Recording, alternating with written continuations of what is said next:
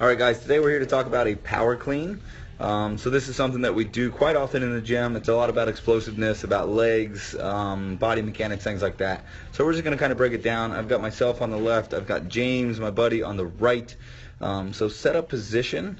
Both of us are in a pretty decent setup position. James is a little bit forward, so if you guys can kind of see his knees are kind of tracking out over his toes. I'm a little bit more upright, so keeping the weight more centered rather than kind of leaning forward is going to help out with that lift off. But biggest thing here is to make sure that your back is flat, everything's neutral. You can either look about 5 or 6 feet out in front of you. You can look out in front of you if you'd like. We recommend trying to pick a point about 6 to 8 feet in front of you and kind of look that way. So then your head's not cocked back and you're maintaining a good neutral spine. Biggest thing that we see in the beginning is a early pull, is what it's called.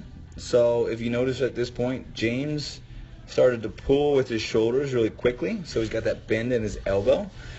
He's kind of deactivating or not using his legs as efficiently. All right, you gotta want to think about your arms as cables, so you want to try to keep nice straight arms through the first half of this lift. All right, so the more that your arms are straight, they're active, they're not loose, but now I'm able to transfer more energy from my legs because I don't have that break in the line. So break in the line would just be kind of talking about James. His arms are fighting against the force that his legs are creating. All right, so kind of moving forward through the first half. At this point, we're hitting that jumping phase, as you can see. So the jumping phase is basically, we'll tell you to jump, and all we're looking for is all of that momentum from the weight. So to kind of see that again, we're driving through the hips, and that weight is getting a lot of momentum in the upward position.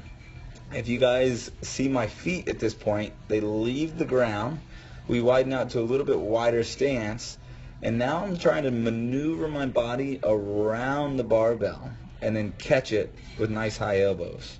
So as you can kind of see, looking from the left side to the right side, James did a really good job jumping, but then he kind of went and he was very, very stiff. So he's not trying to absorb the weight, he's just trying to catch it with his legs nice and tight.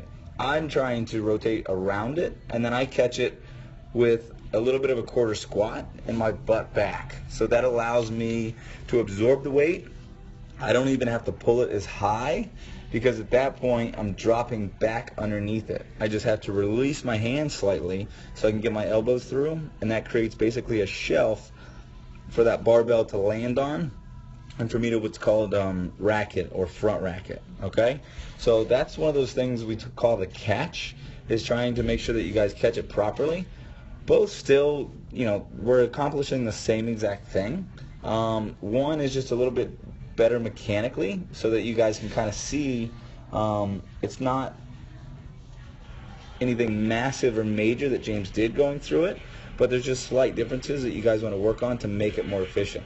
Sometimes you guys can lift more weight than you think just by having the body mechanics of getting a really, really good first pull, so you guys are efficient in keeping your arms straight, and then secondly, dropping back underneath it and then racking it with nice high elbows. Alright guys, that's your tutorial for the week. Hope to see you next week, and hope to see you this weekend. 2-year anniversary party, Hard Exercise Works Deerfield Beach, this weekend, 1 to whenever you guys want us to party till. Have a good one.